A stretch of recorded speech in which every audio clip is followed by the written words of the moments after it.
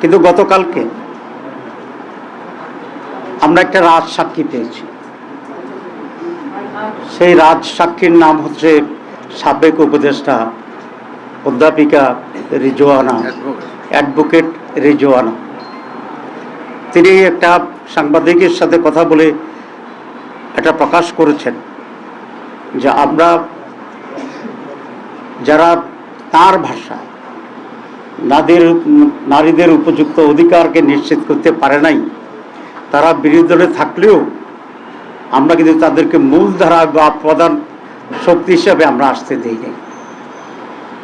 তাহলে বোঝা যায় আমরা যে ইলেকশন ইঞ্জিনিয়ারের যে কথা আসছিল বা আসছে, সেটাকেই উনি নিজেই স্বীকার করে রাজসাক্ষী হয়েছেন।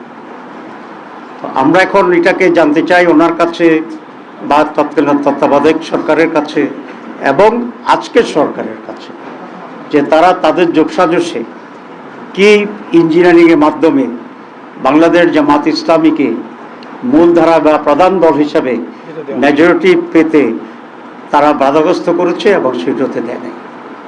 এবং আমরা এটাও জানতে চাই মাননীয় সাবেক উপদেষ্টার কাছে যে ইঞ্জিনিয়ারিংয়ে ওনার সাথে আর কারা কারা জড়িত ছিল, পুরা গভর্নমেন্ট ছিল নাকি গভর্নমেন্টের একটি শক্তিশালী অংশ ছিল যারা নির্বাচনকে প্রভাবিত করেছে, এবং তাদের ডিজাইন অনুসারে সেখানে ডিসি, এসপি, টিওনো, ওসি, প্রিসাইডিং অফিসার ইত্যাদি নিয়োগ করে আইনশৃঙ্খলা পরিস্থিতির লোকদেরকে নিয়ন্ত্রণ করে তারা তাদের এই কাঙ্ক্ষিত যে সংখ্যা, সেই সংখ্যায় একটি দলকে জিতানোর জন্যে তারা ব্যবস্থা গ্রহণ করেছিল।